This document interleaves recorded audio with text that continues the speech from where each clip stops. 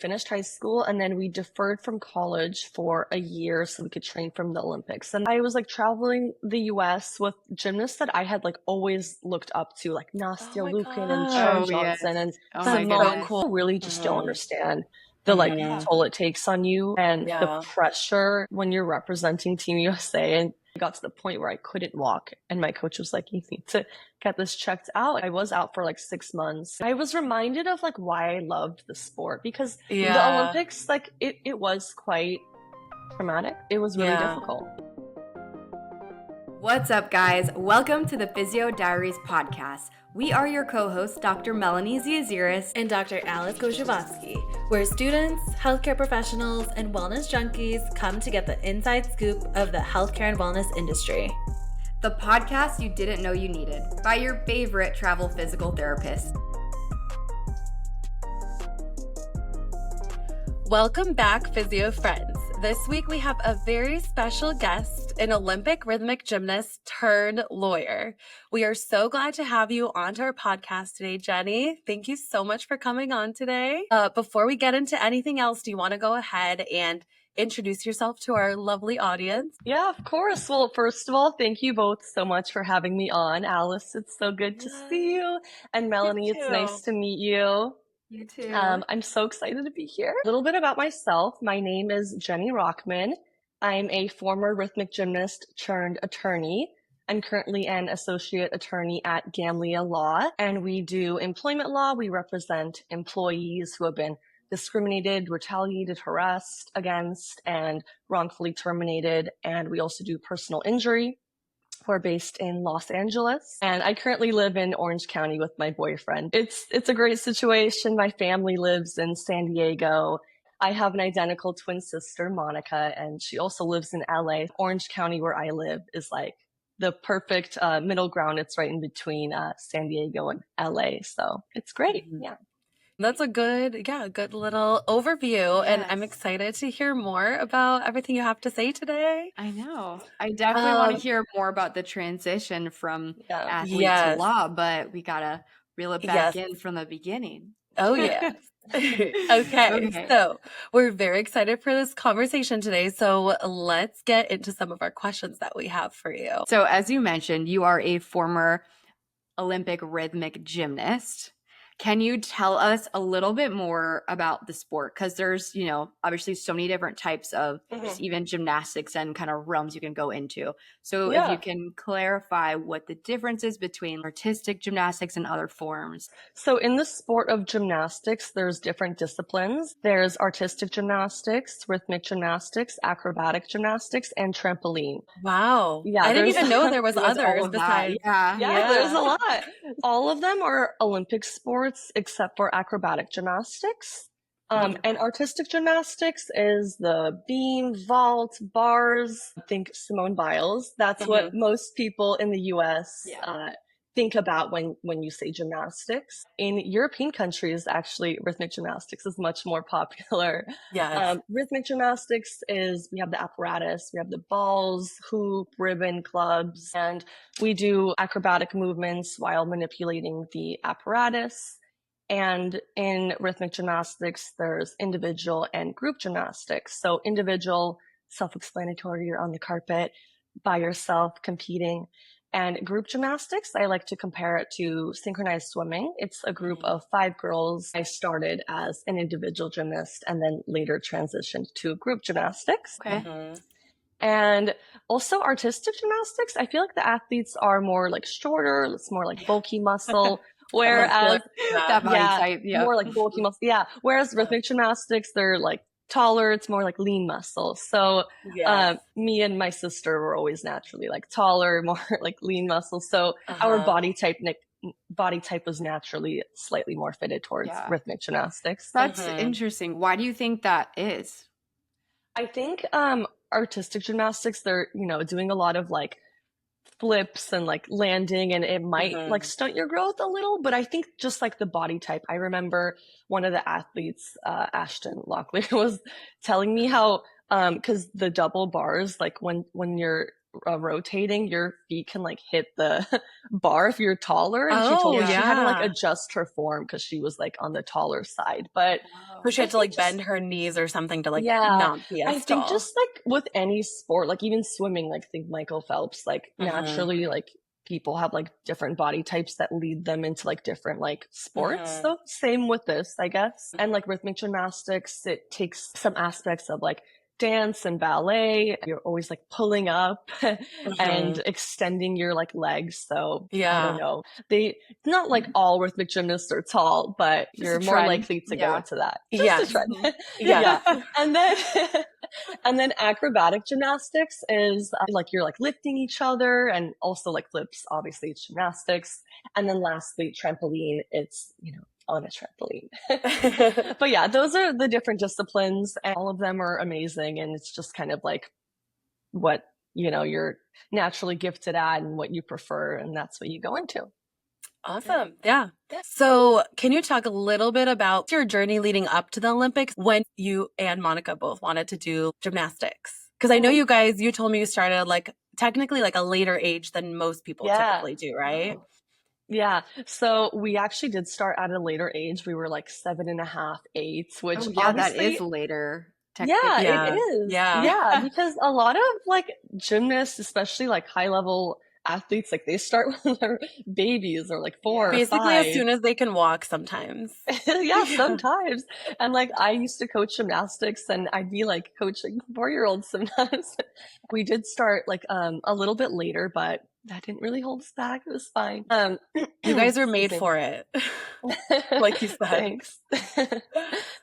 We actually started with artistic gymnastics. Rhythmic gymnastics just like happened to be in the same gym that we started at. Me and my sister and my family, we were so drawn to it. We were like, what is this? This is incredible. We like stayed and watched their entire practice. I just remember being so mesmerized by the rhythmic gymnasts. They were like throwing their equipment so high, doing these like crazy moves and like catching the apparatus in different parts of their body. And I was like, this is the craziest thing I've ever seen. Like their agility and flexibility and hand-eye coordination and just like strength. I was like, this is so cool. What is this? Because I hadn't really known what that was. So we watched their whole practice. At the end, we approached the coach and we asked her to let us know kind of like what this is, tell us more about it. She told us, and then she kind of did like a little evaluation of me and Monica, my sister, and she saw that we were, you know, naturally very flexible and had good hand-eye coordination. And she was like, you guys can join the team now if you want. So that's when we made the transition from artistic gymnastics to rhythmic gymnastics. And how old were you? We were 7.5. You were 7. Okay. This all happened at 7.5. Okay. Yeah. This is like when we first started rhythmic gymnastics. Gotcha. I remember like our first coach, she noticed or recognized that me and Monica, we had natural abilities and we could do elements that, you know, some other girls couldn't do when they were first starting out. And I recall her like taking a video of us, and I think she had sent it to USA Gymnastics. So we slowly started getting we slowly started getting recognized. And then we ended up transitioning to a different gym for various reasons. But was this still back in California, or is this when you guys were already in Chicago? Yeah, this is still in California. Okay. Yeah, so we moved to a different gym in San Diego. And that's when, after a little bit, USA Gymnastics basically like called up my parents, and they were like, your daughters have potential, and they should consider moving to one of the top gyms. There was one in Chicago and one in New York. We were originally born in Chicago. It's like confusing because we were always back and forth. So it seemed like an easier move. So me and my sister, we made the decision. We were 12 years old at this point. And we made the decision to move from California to Illinois to train at this top gym and pursue our dreams. And our parents stayed in California. We moved just the two of us to Illinois. I don't think I knew at that point like what I was. 12? You guys moved without your parents? Wait. Yeah. Oh my gosh. I didn't realize that. Yeah. Wow. Yeah. Wait. That's wild. Really wait, who are you living Did with you at have that a time? guardian? Yeah. So So many questions. We actually moved with our grandparents because they were living in Chicago. So oh, they're already there. Okay, I see. Yeah. We had our grandparents. After a year, our dad ended up moving to Illinois. So we had our dad at least, but then our poor parents were like living apart from each other. Oh, yeah. But you know, it was definitely a sacrifice. And again, I don't think I like knew at all what I was getting myself into when I made that decision because I was so young and I was just like following my dream. And my parents the same way because they were being told that their kids have potential and they wanted to see us like live our dreams and like reach our potential. So and so for thankful. like USA Gymnastics to say that you have potential is like even That's more huge. fueling everything because it's like, wow, there really is an opportunity here. So it's like at that point, you might as well try. Yeah, and our parents like saw it and they knew it was, you know, real. We were being invited to the youth elite squad camps where we would go to like Lake Placid or Colorado at the Olympic training facilities, and we would train there and yeah. So anyway, we moved to Illinois, and then shortly after we both qualified for the U.S. national team. Me and Monica actually made the national team like the same year, which was like that's so amazing. Crazy genetics, man. And the national team is the top 8 athletes or top 8 rhythmic gymnasts in the US. We weren't like 1 and 2 by any means, but we made it, and that was like, I oh mean, my gosh, that was a huge accomplishment. Yeah. And we were on the national team for a few years, and then we had the opportunity to join group. And I had like always seen myself very much as an individual gymnast just because of the elements that we were capable of doing. And I had never like seen myself as a group gymnast, but I always again thought it was like so cool. 5 girls like doing it together and just being so in sync and just doing like the coolest collaborations. I thought it was fascinating. And I was like, okay, like this would be a cool opportunity to do it obviously with Monica at the same time, compete alongside her on the carpet at the same time. And also we would have the opportunity to travel the world and compete on world stages together. Cause like when we were individuals, and we were on the national team, we would still travel the world and compete internationally. Sometimes they would even send me and Monica to like different countries. So we'd like one of your parents would have to be one place, one the other. Well, our parents actually like didn't always like come with us to every single like because there were like so many World Cups and all that and like Grand Prix like they came to the big competitions like World Championships, Pan American Games, Olympics, but not to like every competition. Yeah, you guys had a lot of stuff. So me and Jenny and Monica went to high school together, and honestly, I first of all like salute you for even like getting through school, because I know like you were telling me a lot of like Europeans, they'll do like online school or like homeschooling because the sport just takes so much time. And I remember like, I was like, wow, I'm like so proud of you guys because you always got good grades too. And like juggled everything. Like it seemed so flawless to me at the time. I was like, oh my gosh, I looked up to you guys so much. Thanks, Alice. If you don't mind me asking, how was it balancing all of this in high school? Like, were you training before high school, went to classes, and then trained after? Like, what was life like for you? Yeah, that's a great question. Well, first of all, we were the only team that was going to school at the same time as gymnastics because most teams, there's like a program where they go to classes and then train, and it's all kind of like done at the same time and like in the same facility. And their main focus is on the sport. But they're also, you know, they're winning Olympic gold medals, they're household names. It's not like that in the US because I always knew that after I retired, I'd have to go in, get a job, and kind of, you know, this would be in my past. Whereas in other countries, it's a little bit different. When I was in high school, we had not qualified to the Olympics yet. So I would just train after school. So as soon as school ended, I remember I'd be the first one out of school. I'd run right away to practice. And we would train until like 9:30 p.m. So we would be training for like 5.5 hours, 6 hours. Every single day. Every single day, Then I'd come home. I'd have to do my homework. and just was obviously so exhausted Oh my gosh. after I like can school and imagine. practice, and I'd have to do my homework and then repeat that cycle. And yeah, sometimes I'd be gone for up to a month at a time, and I'd have to miss school. And I would meet with my teachers and I would let them know that I'm going to be away. Were And most of them pretty understanding, you feel like, or were there some that Yeah, just how did they kind of react? most of Yeah. them were understanding. There definitely were some that gave me a hard time and just like didn't understand, didn't agree with it. There were a few that gave me a hard time, yeah, for sure.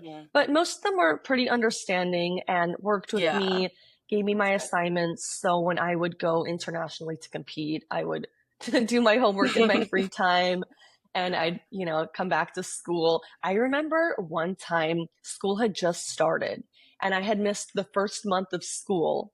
And I came back to the US from a competition. I was so jet lagged.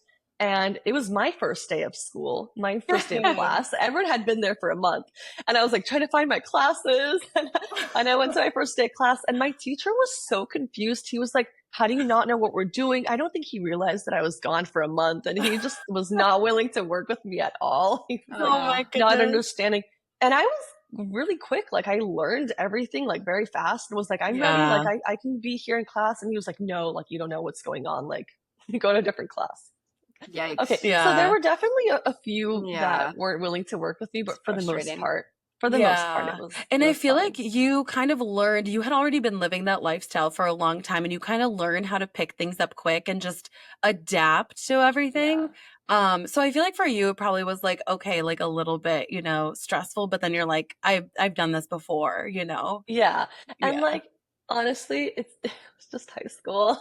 Right. It's just like a little side Yeah. quest that you just have to do, Like, I feel like it wasn't that difficult to like learn the material, at least for me. Alice, I remember we had physics together. We did. Yes. Yeah. And I that's so remember funny. coming back and just having to like take a test like as soon as I came back from a competition. And I did well. Like I still like you passed all your classes, and that was like the crazy part to me. But then that just that proves that like it's not that hard. I feel like they even like teachers in high school, they're just like, oh, you missed like a whole week or something. It's like it's really not that big of a deal. Like you can self-study and learn all that material probably in like less than half the time that like it takes the class to do it.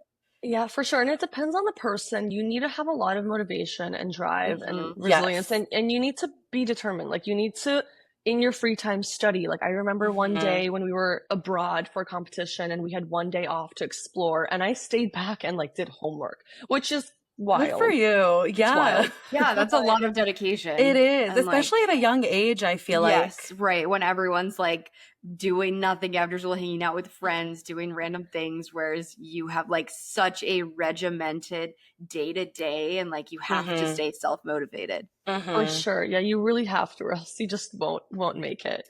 Yeah, I think you guys were very disciplined, and that's the difference. Like, I think that also, it's probably your parents, like, you also have, like, Russian parents that are, like, probably pretty serious about your schooling, too. And I think it would have been really easy to be like, you know what, I just have to, like, pass. I just have to make it by. I think you guys always put in, like, so much effort into everything that you did. You don't seem like a half-assed type of person to me. I'm not. If I, like, set my mind to something, or if I want to do something, like, I'll go all the way, like, and you're right. My parents took school very seriously. Like my mom, if I got anything below an A, like I remember driving from from school to practice, and I'd be on the phone with my mom, and she'd be checking my grades. She's like, I see that you got a 9 out of 10 on this assignment. What happened here? And like, so she always said like school comes first. And if you don't get the grades that you need to, you're not going to go to practice. You're not going to be able to do the sport. I remember she would like threaten me. She's like that I wouldn't be able to go to practice, but that obviously never happened. Like I got my grades and then went to practice. Yeah, it worked out.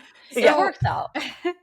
At what point then did you like qualify for the Olympics? Like, tell us the story. It was in 2015. It was the World Championships in Stuttgart, Germany. Honestly, we went into this competition, the World Championships, with the mindset of like, this could very much be our very last competition of our careers.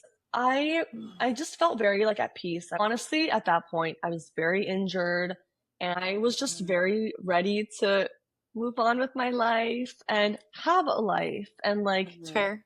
do normal things.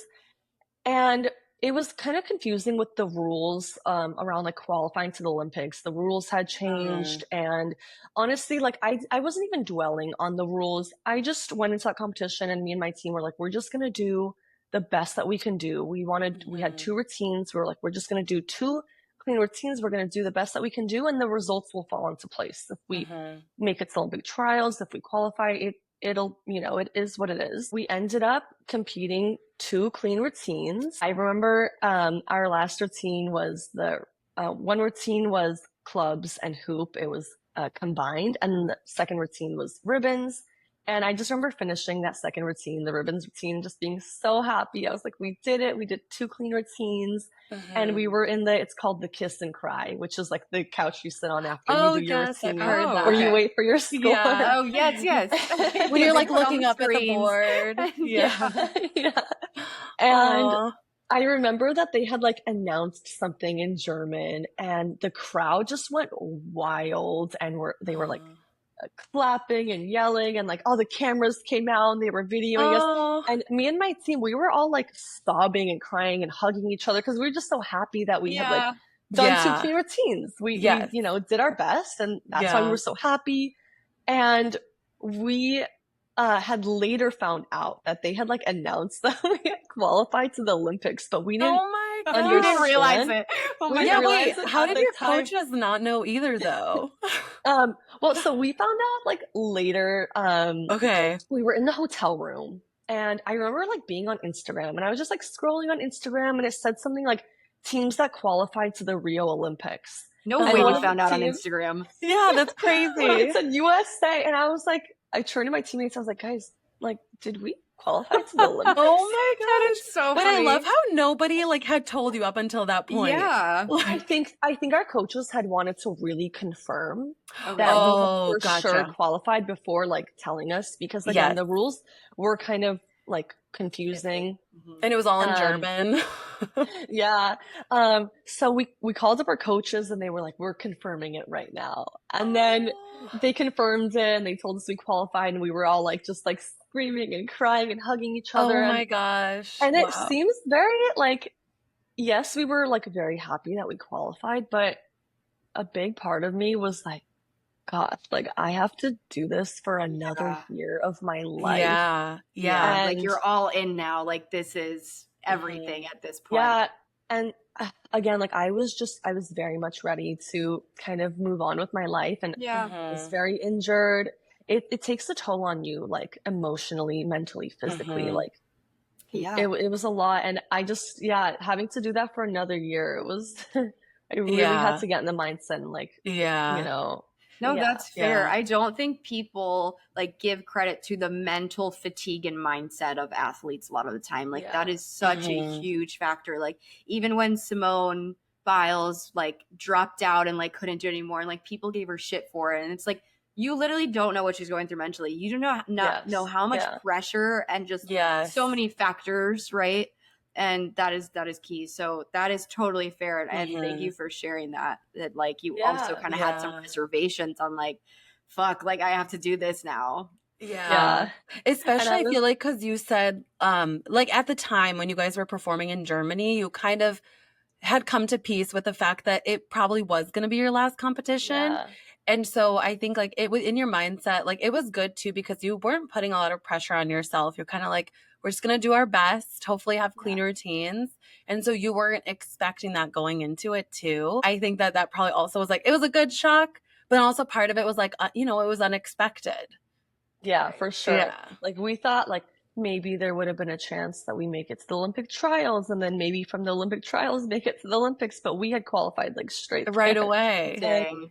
Yeah, it was definitely was wild. And I do think like sports in general, like rhythmic gymnastics has come such a long way from like since when I was an athlete in terms of like mental health and talking about mental health. When that all happened, and I remember, I don't know if I messaged her or not around that, but I was just so thankful that she was like bringing that to light. And sharing that and just being so strong. And people really just don't understand the like toll it takes on you and the pressure when you're representing Team USA. And it's definitely come a long way, and it's good to see that. So you qualified, was that senior year for you then, 2015? That was senior year, yes. And then after we qualified, we finished high school, and then we deferred from college for a year so we could train from the Olympics. And that's when our schedule really started picking up. We were in the gym from 9 a.m. till 9 p.m. And oh my gosh. That was our life. Doing that for a day is hard. Doing that for a week is really hard. But a whole year? It's just on repeat over and over. Yes. Can you, I'm just like so curious to know what the daily routine of an Olympic rhythmic gymnast is like. Walk us through a day in the life during that training period. Yes. Okay. I'm trying to bring myself back to like my old athlete because it's been a hot minute. We'd start at like 9 a.m. and our practice would start with, it's called a warm-up. And by warm-up, I mean a really intense like conditioning session. It's like I sometimes like giggle to myself because I like go to my workout classes and I'm like, so drained afterwards. And then I'm like, I have like our like little warm-ups were basically like this, if not like 10 times more. Like the entire workout class. Give some examples of like the workouts you would do. It's hard to give examples because it is kind of like a unique warm-up that's very much catered to like rhythmic gymnastics, but you could think about like Pilates, but just way more intense. And sometimes we would use like equipment in our warm-ups, and it was basically like conditioning, like HIIT, basically strength and flexibility type exercises, anywhere from like burpees and push-ups and sit-ups, then also more, flexibility type exercises, which are more difficult to describe. But you can kind of think of like a mix between like Pilates and HIIT and like conditioning exercises. That makes sense. So we do that for an hour, and then afterwards we would stretch. So we would do over splits, which it's the splits. Oh, like on the chairs. Over splits. On the chairs, on the devices. Yeah. Some coaches are more intense than others when it comes to stretching. I remember my first coach was pretty intense. But then once we like reached a higher level, it would kind of be on us to kind of stretch until we like feel like we're ready to move on. And then we would do passes. We would go across the carpet and kind of just continue warming up our bodies and practicing elements, doing jumps, continuing to warm up our bodies. And then after that, we would finally take our equipment, our apparatus, depending on which routines that we had. Equipment changes, like depending on the like cycle, if it's an Olympic cycle, or depending on the year, you have different routines with different apparatus. There's always one routine where it's mixed apparatus when you're in group. For example, we had hoop and ball, and then the other routine is all uniform apparatus. I actually didn't know that you guys, I thought you stick to one apparatus in a routine. So I actually didn't know that there's sometimes where you have two. Yeah. Because that's interesting. How do you integrate like the second apparatus into it? Yeah. When you're an individual gymnast, you're right. It's just one apparatus. But then in group gymnastics, there is one routine where it's both apparatus. And so there's 5 girls, and like 3 will have one apparatus and 2 will have the other apparatus. And you're kind of like, throwing different ones to each other. And sometimes you could even like combine them, like with clubs. We would stick them in each other and kind of like make a hoop out of a club. So there's like different cool ways you can like, explore with like different apparatuses. I always like those routines were more fun because, So you talked a little bit about how you were like an individual gymnast and then you ended up joining the group. So obviously when you guys were training for the Olympics, you were spending a lot of time with each other. You had Monica who you've known your whole life. But what was it like training with a group and spending so much time with those girls versus just training as an individual? Yeah, and that's a great question. I really think it's very important to have like a close relationship with the girls that you're spending so much time with. And naturally, you will have a close relationship because you are spending so much time together. We were super close. We were best friends. Like they were like sisters to me, and we still keep in touch. I feel like we have just like an unbreakable bond that no one will ever understand because we went through so much together. It really helps when you are like best friends outside of the sport because, you know, you will have to not critique each other, but give each other feedback. Oh, this throw was like a little too far, a little, you know, this was wrong with that. And you have to be able to be like receptive to each other's feedback. And that's a lot easier when you're closer with each other. And in regards to like me and Monica, like obviously we're sisters and we have our like phases and moments where we would like bicker outside of practice, but we always told each other, we need to leave that outside of the gym, outside of practice. And when we're, you know, in the gym, we're teammates, and any issues that we're having outside of the gym, stay there because we're teammates. When we're on the carpet, and we can't let that like get in the way. Those are good rules. Going back to the daily routine though, so you said you were there from 9 a.m. to 9 p.m.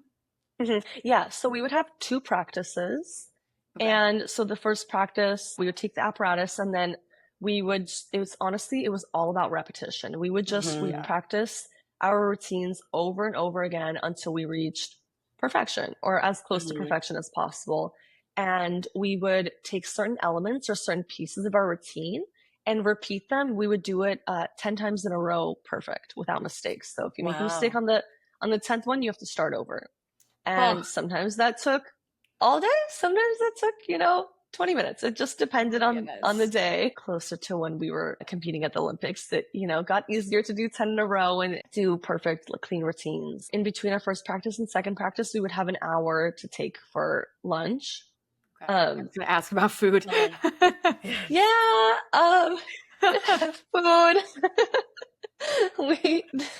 we had an hour for lunch, and we would go and like get a snack or some food and have a little bit of time to like relax and mentally prepare for the second practice, and then we'd kind of start again. We wouldn't do as intensive a warm-up the second practice. We'd do more of like a quick warm-up. So you only had an hour-long break for lunch, and then that was your second practice after that? Yes. Yeah. Wow. Okay. Yeah. What was that like? But also I feel like training after eating also probably was not... Well, we wouldn't eat all that too much. It is an aesthetic sport, and we obviously had to watch our physique. A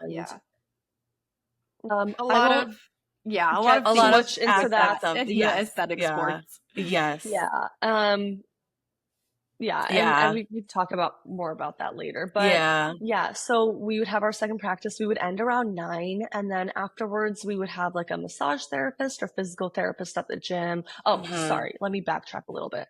After practice, we would do conditioning, which is basically like a warm up, more strength building. It wasn't an hour; it was maybe like 20 minutes.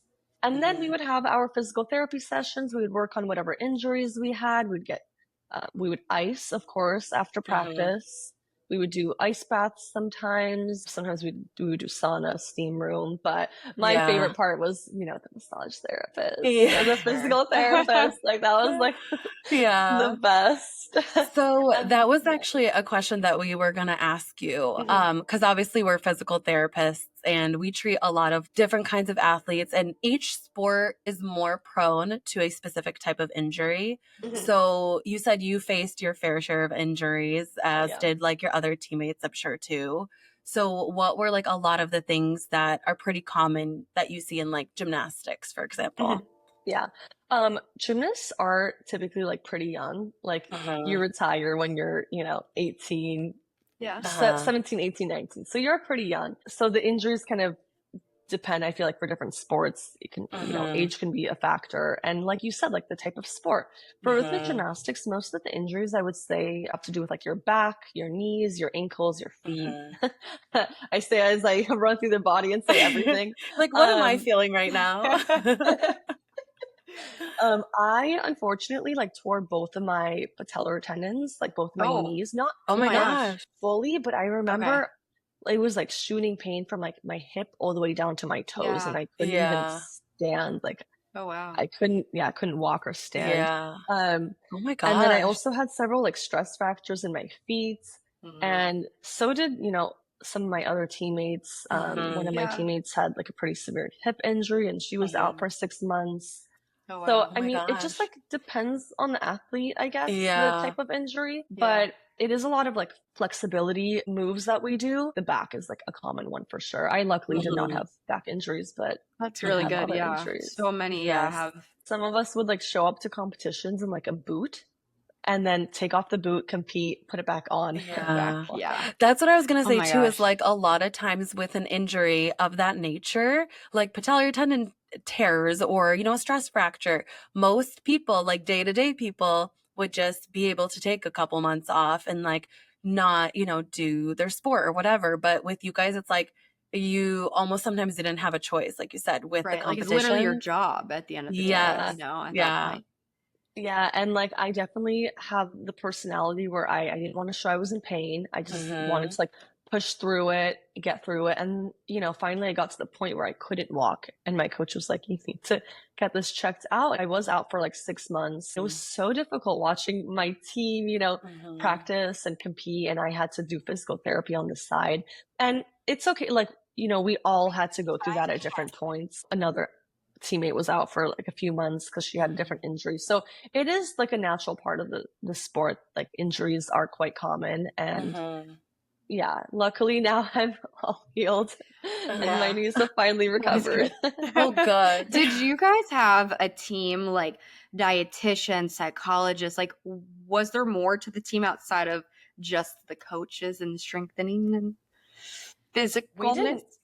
We did not have a dietitian or a psychologist. We had a physical therapist, but that's about it. Okay. When I retired and like, I remember like I sent an email to USA Gymnastics and I said that they should implement those things. Yeah, They should it's have crazy to me that Absolutely. they don't. Like, that's Yeah. wild to me that you have a whole team Yeah. that's training for the Olympics and you don't have like the mental health piece part of the team. The diet and Yeah. nutrition part is so huge. Yeah. Mhm. Yeah. And I remember suggesting that they should implement, have a dietitian, have a sports Yeah. psychologist, and I would have Mhm. benefited so much from Yeah. that.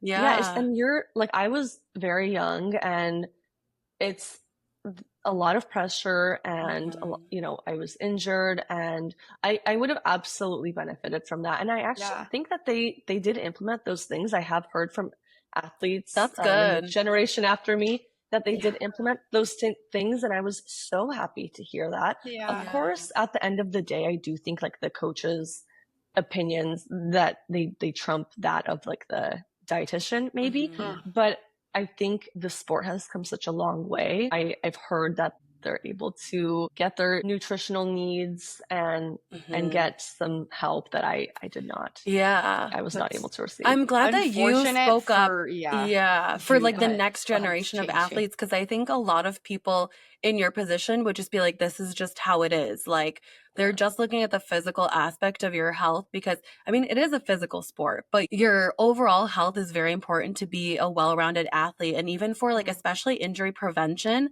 diet is actually huge, Like you need to know what's going to fuel your body and heal your body. Yeah. And also And a lot of training like, for that long without proper food and energy and nutrients, like of course you're gonna have a stress fracture. Of course you're gonna have injuries.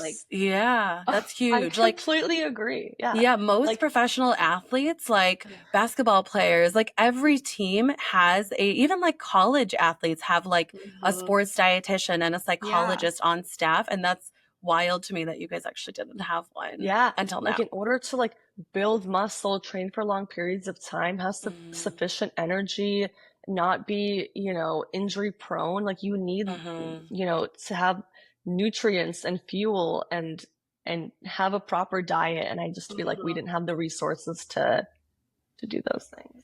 Yeah.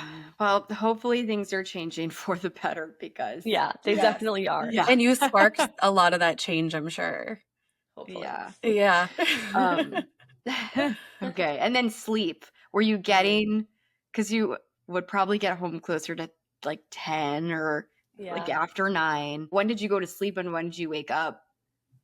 I basically went to bed as soon as I got home for practice. Everything we did was for the sport. Like So I was very mindful of how much sleep I was getting, of course, what I was eating, how much time I was spending on my phone. Like every single thing we did was like for the sport. I didn't have free time to hang out with friends or like do anything for myself really. If I wanted to like go to a game, or I don't know what people at that age did. We were getting good sleep. We'd get home, I don't even remember, probably at around like 9:30 or 10-ish, and then go to practice again the next day. But yeah, sleep is huge though, for sure. Yeah, definitely. Your kind of perspective on like quote unquote health and just overall wellness has changed a lot, I'm sure, since the Olympics, and also just your overall routine, like your workout routine, like everything has probably changed a lot since, all of your training. So how does that, I guess, look like now? Like, what is your lifestyle like now, and what do you prioritize a little bit more? Yeah. Well, like in gymnastics, like I said, everything, I ate food as like fuel for the sport. So now I think food is like so much more than just fuel for your body. Of course, that's important. But I think, food is like social and cultural, and like sometimes you just have a craving or want to meet your psychological like need or hunger. Of course, you're like fueling your body, but I think it's so much more than that. And it definitely took years to kind of like rewire my brain and my mindset around food. And now, like, I am happy to say, like, I have like a very healthy relationship with my body and with food. And it took years to kind of like learn and kind of, like I said, rewire my brain and be able to like look in the mirror and remind myself I'm not like an athlete anymore. And that's okay. When I was an athlete, I looked in the mirror and it's an aesthetic sport and we had to look a certain way. Now I realize it's not only about how you look in the mirror, but also how you feel. And more importantly, I think it's how you feel. With like working out, obviously we had like very intense workouts where we were like physically drained at the end. And for a very long time, I didn't consider that I had like a great workout unless I was like physically dead afterwards. So now I know like I need to listen to my body. If I'm, like have a lot going on in my life or feel very tired and I don't make it to the gym, like that's okay because I'm listening to my body. Or if I just want to go on like a walk, like that's okay. And that's like great because that's what my body like needs. I still love my intense workouts and I feel good afterwards. Like I love HIIT workouts or Pilates and I still like do those regularly. Yeah. I just think it's all about balance with like food and physical exercise and just being like kind to like your body and your needs and not fixating on like, things you see and don't like about your body. And I just think like now I have a much like healthier, well-rounded like mindset and relationship with those things. It took me a very long time to like get out of that athlete mindset. I'm very happy like where I am now in my life. And, are you still working out like every day? I try to, but I do commute quite far for work because especially I Cali, that traffic. Huntington Beach and drive to LA. Yeah, so I don't have as much time now as I used to, but I am still like physically active and I work out like 3 to 4 times a week. Okay, that's fair. If I'm mainly lucky. ask, yes, no, that's valid, totally. I mainly ask because I've heard like in other interviews and podcasts, like with former athletes, whether it was, college D1 or like in the Olympics, like some of them just hate working out after everything's over. And I'm always just so curious to hear how you feel like after, everything is done.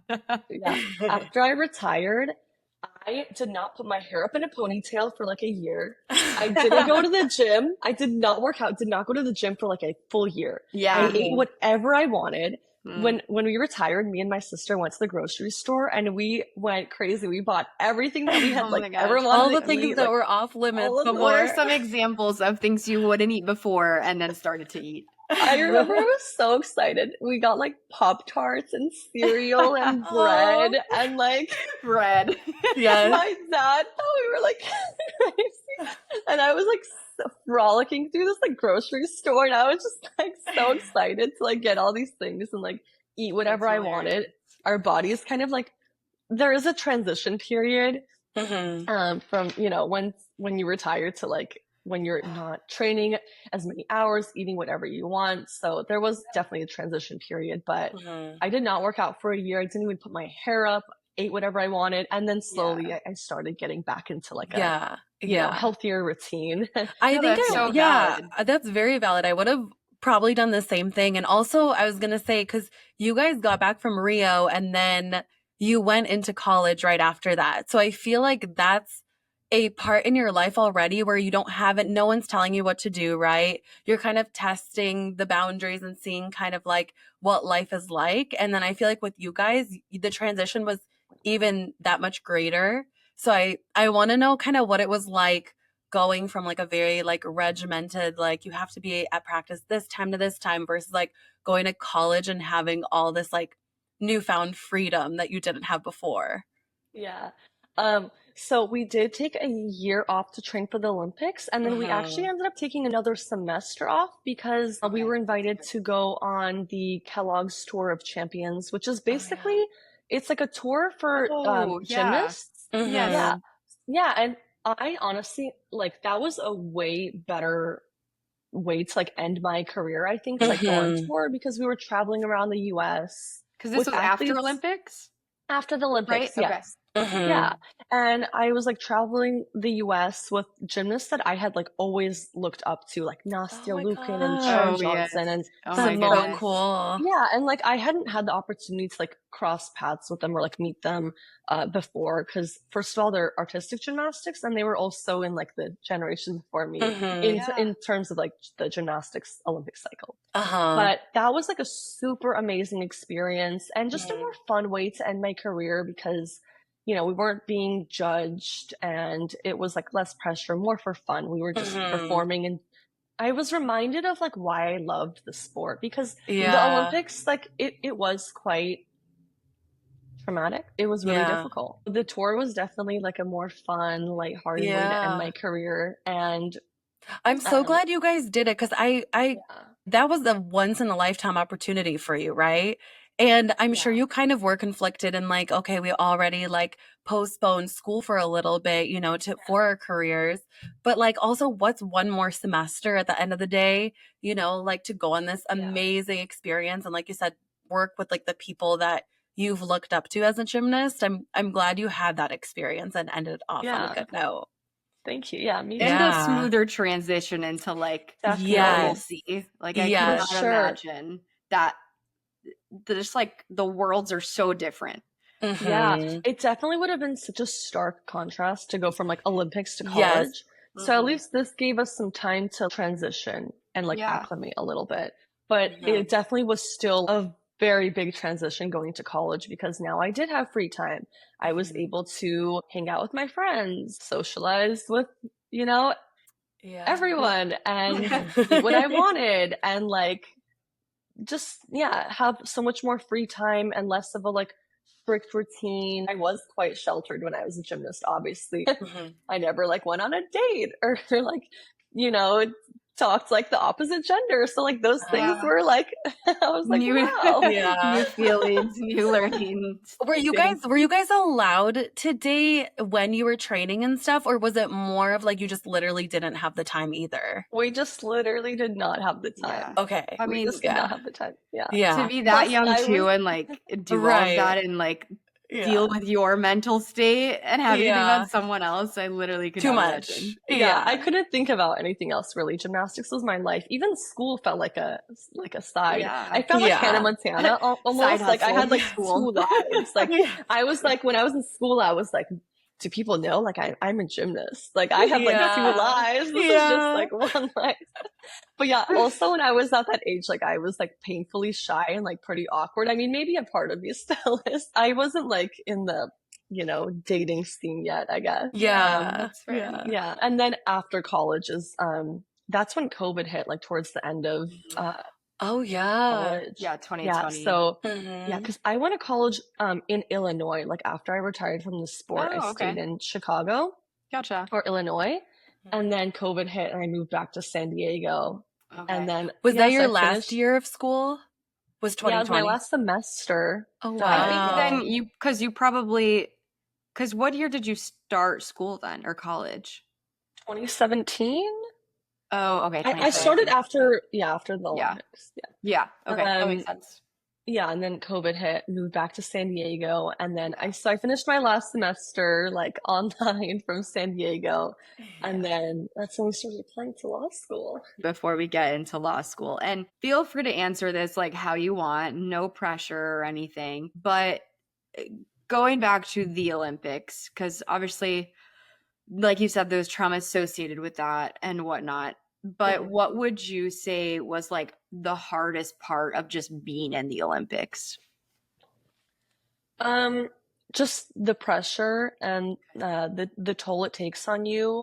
You know, I don't want to turn this into a therapy session and trauma dump. The difficult things were obviously like we were kind of deprived, like nutrition wise. I think the coaches and the federation could have more like knowledge in that aspect, and that was very difficult for me. Also, like just having to miss school, having to like catch up with school, like that was difficult. Sometimes feeling like you have to compete with your teammates and your best friends and your own sister. That was very difficult. That's interesting. Yeah. Yeah.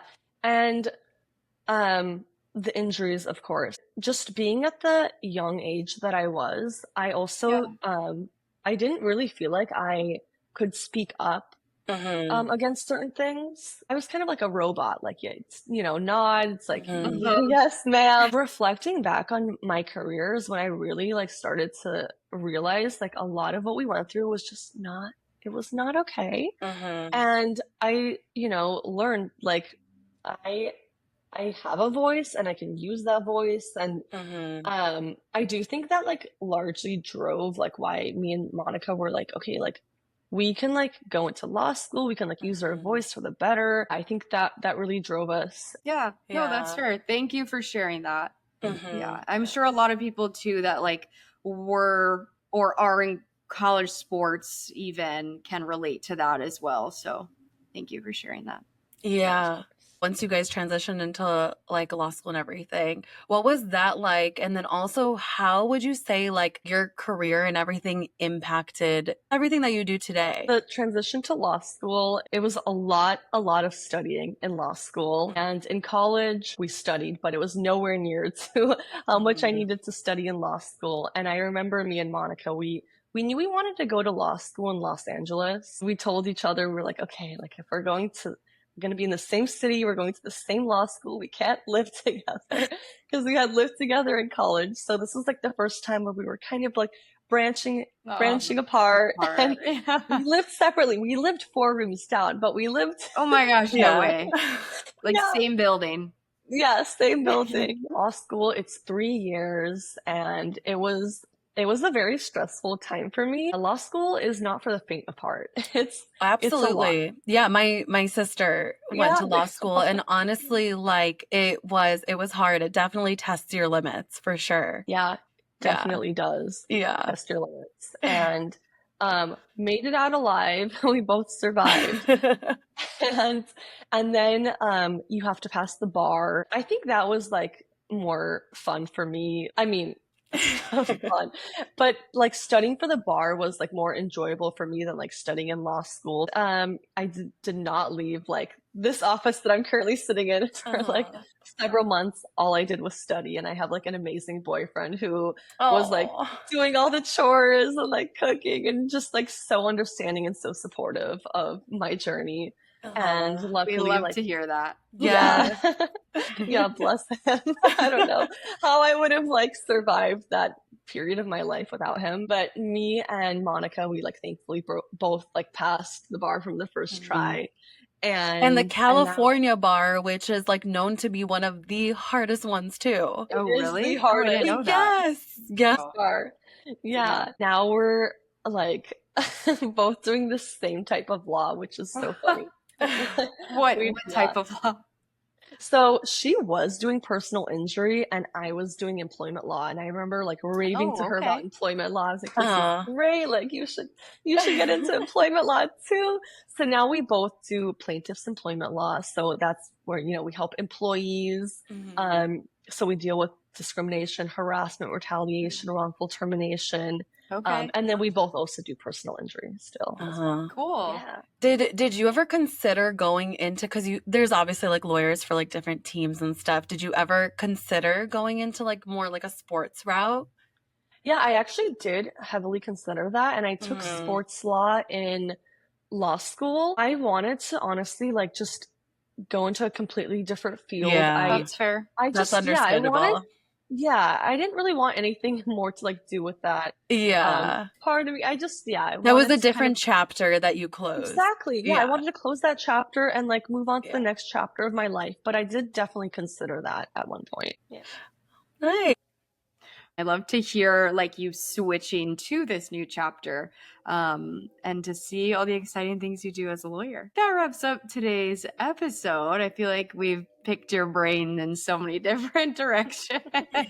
So thank you for taking this journey with us. Jenny, we appreciate you so much. Thanks for being transparent about what it's like being a high level athlete and, the good and the bad and everything in between. Yeah. For our physio friends, where can they find you? Plug yourself, anything you want to, say. Okay, well, thank you so much for having me again. This was so much fun. Yeah, it's so nice catching up. I know, it's so good to see you. Yeah. And it was great meeting you as well, Melanie. This was fun. You guys can find me on Instagram at Jenny Rock. That's JennyRokh. And then also check out my law firm, Gamliel Law. It's on Instagram, GAMLIEL, Law, LAW. The founder is Alexis Gamliel. She's amazing. And yeah. Yes. And I will link those in the episode notes wherever you're listening. So you can just click the link and go directly to those pages. As always, don't forget to follow us on all platforms wherever you listen to us, or social medias, Instagram and TikTok at the Physio Diaries Podcasts. And make sure to rate us after listening or watching. All right. Have the best day, you guys. We will see you guys next week. Bye. Bye.